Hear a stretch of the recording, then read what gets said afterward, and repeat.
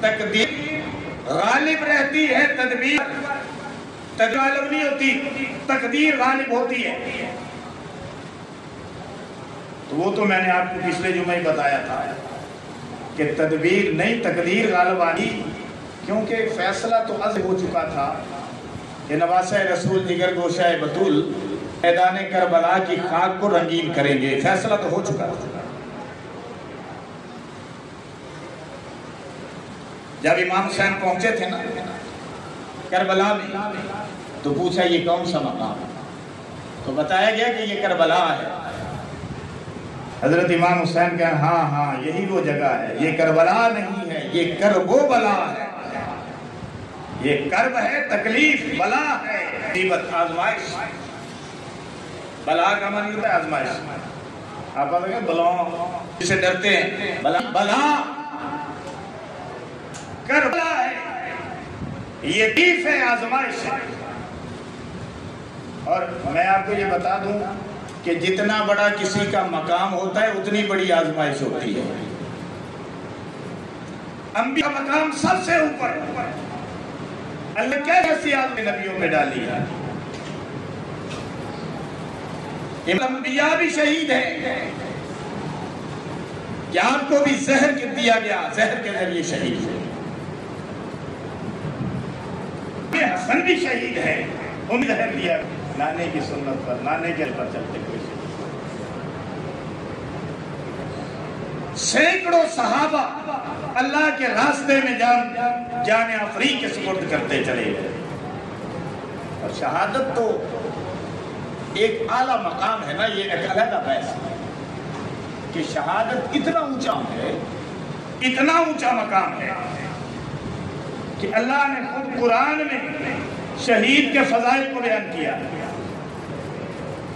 اَتَحْسَبَنَّ الَّذِينَ قُتِلُوا فِي سَبِيلِ اللَّهِ أَمْوَاتًا، اللہ کے جو راستے میں جائیں خبردار ان کے متعلق یہ خیال نہیں کرنا کہ وہ مردہ ہے، نہیں، بل احیاء، وہ زندہ ہے۔ اور زندہ بھی اس ہے کہ ان کو رزق دیا جاتا ہے۔ یہ اللہ نے فضیلت بیان کی ہے شہداء کی، اور پیغمبر اسلام خود فرماتے ہیں کہ شہید اتنا اعلیٰ مقام ہے کہ دل کرتا ہے کہ میں اللہ کے راستے میں شہید جاؤں، پھر زندہ کیا جاؤں، پھر شہید کیا جاؤں، پھر زندہ کیا جاؤں، پھر کیا جاؤں، پھر زندہ کیا جاؤں، پھر شہید کیا جاؤں۔ اور جو وقت شہادت شہید کو مقام ملتا ہے نا، وہ کوئی اس کو سوچ بھی نہیں سکتا۔ اب باقاعدہ ہمارا یہ موضوع نہیں، ہم تاریخ بیان کر رہے ہیں، آپ نے اس سے اپنا نتیجہ اخذ کرتے چلے جانا۔ تو امام حسین چلے، حضرت ابن جعفر نے بھی خط لکھا کہ آپ نہ جائیں۔ حضرت جعفر آپ کے چچا، حضرت جعفر کے بیٹے عبد جعفر، سارے آپ کے عزیز رشتہ دار جو آپ کو روک رہے ہیں کہ آپ نہ جائیں، کوفے والے آپ کا ساتھ نہیں دیں گے۔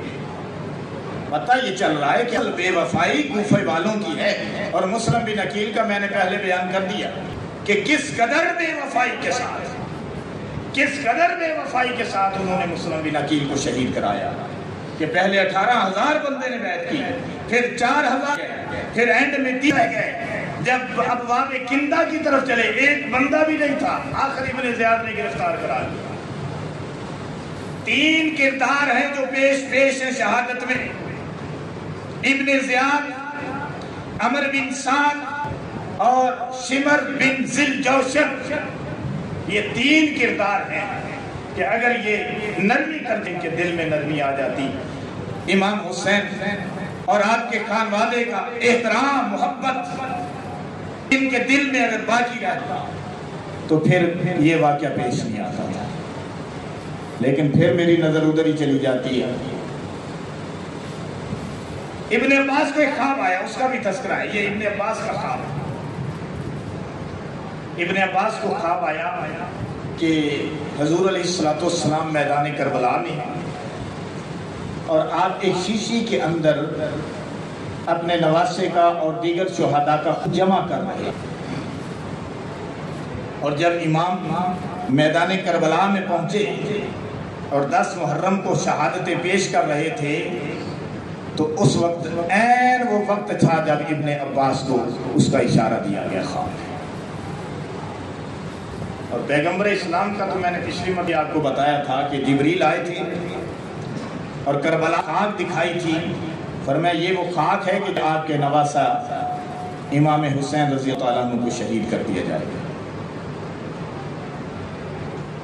اب کیسے امام پیچھے ہٹ سکتے تھے اور کیسے یہ ہو سکتا تھا کہ جو شہادت کا ترین مقام ہے وہ امام حاصل نہ کرے. اور نبی نے جو کی تھی وہ تمنا بھی تو پوری ہو رہی تھی نا امام حسین سے. اور جس شہادت کی ابتدا اسماعیل علیہ السلام سے ہونی تھی قربانی کی، وہ قربانی کی بھی تکمیل تو میدان کربلا میں ہونی تھی اور خاندان رسول. تو پھر بتائیں کیسے ممکن تھا کہ امام فرار کا راستہ اختیار کر جاتے، امام پیچھے ہٹ جاتے، امام کمپرومائز کر لیتے؟ کیسے ممکن تھا؟ وہ بیعت لینا چاہتے تھے. آپ کہیں گے کیا وجہ کیا تھی، آخر کیوں شہید کیا؟ شہید بھی تو مسلمانوں نے کیا، تو کیوں کیا؟ بیعت لینا چاہتے تھے اور زبردستی بیعت لینا چاہتے تھے. کئی مرحلے ایسے آئے. امام حسین فرماتے تھے کہ میں یزید کے پاس ڈائریکٹ چلا جاتا ہوں لیکن ابن زیاد تیرے ہاتھ پہ ظلم کی بیعت نہیں کروں گا. میں سرحدوں پہ چلا جاتا ہوں، میں واپس چلا جاتا ہوں، میں یزید کے پاس پہنچ جاتا ہوں، میں خود اس سے بات کر لوں گا. لیکن اس نے چاروں طرف سے راستے بند کر دیے. اگر کسی مرحلے پر میں آگے چل کر بتاؤں گا، آئندہ تقریر میں شاید اس کا تذکرہ ہوگا، کسی مرحلے پر عمر بن سعد میں نرمی آئی ہے تو کسی مرحلے ابن زیاد کے نرمی آئی ہے. لیکن شمر نے اس نرمی کو آنے نہیں دیا، اس نرمی سے جو اس نرمی کو پیچھے دیا اور یہ کہا کہ اب یہ موقع ہے، اگر اس موقع سے بھی تم پیچھے ہٹ گئے تو تم کچھ نہیں کر سکتے، یہ موقع نہ چھوڑنا. خیر وہ آگے چل کر بات ہوگی، یہ تو میں ایسے آپ کے سمجھانے کی.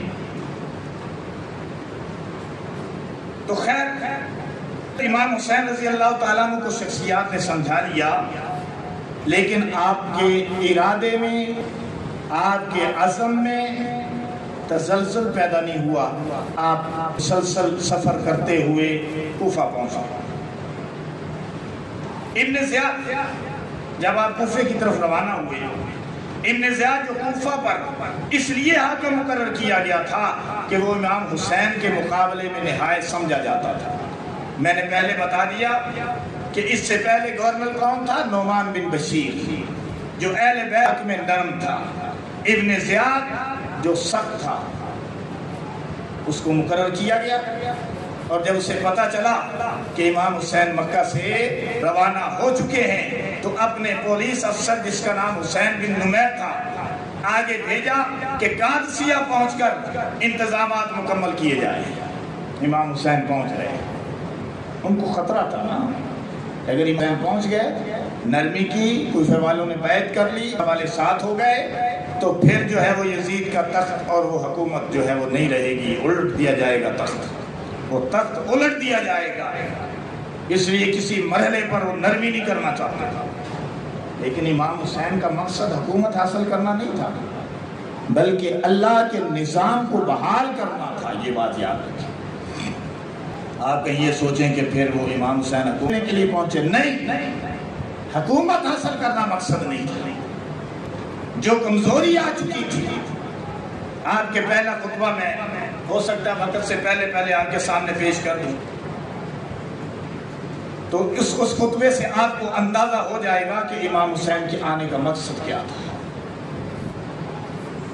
تو خیر جب آپ روانہ ہوئے تو ادھر ابن زیاد نے کیا انتظام کیا کہ حسین بن نمیر، یہ سین کے ساتھ حسین، یہ سواد کے ساتھ حسین، حسین بن نمیر کو قادسیہ مقابلے کے انتظامات مکمل کرو.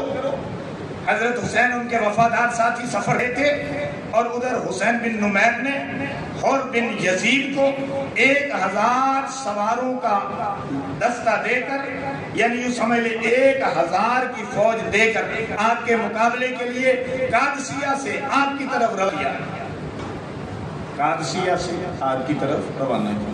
ابھی چنانچہ اور بن یزید اور اس کا لشکر آ کر حضرت حسین کے مقابلے میں ٹھہر گئے، اور نے کہا آپ سے جنگنے کا حکم نہیں۔ آپ کو پتہ ہے یہ وہی ہو رہا ہے جو امام حسین کے قافلے میں اہل بیت کے حفاظت کے لیے شامل ہو گیا تھا، یہ آپ کے ذہن میں ہوگا، کیونکہ یار لوگ تو جو ہے وہ قصے سناتے ہیں، انہوں نے تو دین کی اصل شکل کو بگاڑ کر رکھ دیا ہے۔ یاد رکھیے کہ دین وہی ہے جو حسین کے نانا نے ہمیں عطا کیا ہے، جو فاطمہ کے ابا نے ہمیں عطا کیا ہے، جو علی المرتضیٰ شیر خدا کے سسر نے ہمیں عطا کیا ہے، جو 1,44,000 اصحاب پاک کے نمبر نے عطا کیا ہے، جو امام الانبیاء نے عطا کی، وہ ہے۔ کوئی بعد میں اپنے پاس سے بنائے جو مرضی بنائے، وہ دین نہیں ہو سکتا۔ دنیا تو ہو سکتی ہے، دین نہیں ہو سکتا۔ اپنے رسم رواج تو ہو سکتے ہیں، دین نہیں ہو سکتا۔ اور ہم بھی ان کے پیچھے لگ گئے، جنہوں نے دین ہی کو بدل دیا۔ ہم نے بھی سبیلے لگا، ہم نے بھی میٹھے پانی بنا کے تقسیم کرنے شروع کر دیے، ہم نے بھی حلوہ اور نان پکانا کر دیے۔ حالانکہ اہل سنت کا یہ عقیدہ نہیں کہ 10 محرم الحرام کو یوں پکائی جائے اور لوگوں کو کھلائی جائے۔ اہل سنت کا عقیدہ یہ ہے کہ میرے پیغمبر علیہ السلام نے تو 10 محرم کا روزہ رکھا ہے، اور امام حسین میں کربلا کے روزے کے ساتھ تھے۔ حسینی سنت زندہ کرو۔ اہل سنت کے فتوے تو پڑھو اپنے بڑے علماء کے، وہ 10 محرم کو یہ پانی تقسیم کرنے اور یہ اس کو ٹھیک نہیں سمجھتے۔ یہ اہل رشد کا کام ہے، ہم ان کے پیچھے چل گئے، ہم اپنی لائن سے ہٹتے چلے جا رہے ہیں۔ ہم وہ چاہتے ہیں، ہم وہ دین چاہتے ہیں جس دین پہ ہمیں حضور علیہ السلام نے چھوڑا، جس پر 1,40,000 صحابہ چلے ہیں، جس میں اہل بیت چلے ہیں۔ ہم وہ نماز روزہ چاہتے ہیں، دین کا وہ طریقہ چاہتے ہیں جس میں حسن حسین چلے ہیں، جس میں بی بی فاطمہ چلی ہے، جس میں اہل بیت اصحاب پاک چلے ہیں۔ ہم وہ دین چاہتے ہیں، ہم کسی کے بنائے ہوئے دین پہ نہیں چل سکتے، جنہوں نے امام حسین کی شہادت کے بعد اتنے دین کی خرافات پیدا کی ہیں کہ حقیقت میں اصل دین دب کر رہ گیا ہے، وہ پیچھے آ گیا۔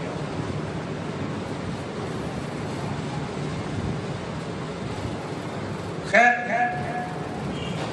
اور نے ملاقات کی 1000 کے فوجی دستے کے ساتھ، امام حسین رضی اللہ تعالیٰ عنہ کے ساتھ، اور نے کہا مجھے آپ سے جنگ کرنے کا حکم نہیں، بلکہ یہ حکم ہے کہ میں آپ کے ساتھ ہوں۔ بس جہاں آپ نے پہنچنا ہے وہاں آپ کو پہنچاؤں، آپ کے ساتھ رہوں۔ اور میں اپنے لشکر کے حضرت حسین کے ساتھ چلتا رہا۔ اسی اثنا میں حضرت حسین رضی اللہ تعالیٰ عنہ نے ایک اہم تقریر کی، یہ تقریر میں آپ کے سامنے رکھنا چاہتا ہوں، ذرا سنیے۔ عربی عبارت تو پیش نہیں کروں گا، حالانکہ میرے پیش نظر عربی عبارت بھی ہے، کیونکہ اتنا وقت نہیں ہے، میں صرف ترجمہ پیش کرتا ہوں۔ پہلا لفظ آپ کے سامنے رکھ دیتا ہوں، ایھا الناس ان رسول اللہ صلی اللہ علیہ وسلم۔ اے لوگ، رسول اللہ صلی اللہ علیہ وسلم نے فرمایا، امام حسین کی تقریر ہے پہلے، جو شخص کسی ایسے ظالم بادشاہ کو دیکھے جو اللہ کے حرام کو حلال سمجھے اور اللہ کے عہد کو توڑ دے، سنت رسول اللہ کی مخالفت کرے، اللہ کے بندوں کے ساتھ گناہ اور ظلم اور عدوان کا معاملہ کرے، اور یہ شخص اس بادشاہ کے ایسے افعال اور اعمال کے باوجود کسی قول سے یا فعل سے اس کی مخالفت نہ کرے، یعنی ظالم بادشاہ کے جو ہے وہ ارادوں کی اس کے کام کی مخالفت نہ کرے تو اللہ کے ذمے کہ اس کو بھی اس ظالم بادشاہ کے ساتھ اس کے ٹھکانے یعنی جہنم دوزخ تک پہنچا دے۔ پھر آپ نے فرمایا، اور آپ کو یہ معلوم ہے کہ یزید اور اس کے عمراء اور حکام نے، یہ امام حسین کا خطبہ ہے اور یہ میں پڑھ رہا ہوں، آپ کہیں گے کہاں سے مولانا طارق نے لکھی ہے یہ کتاب ہے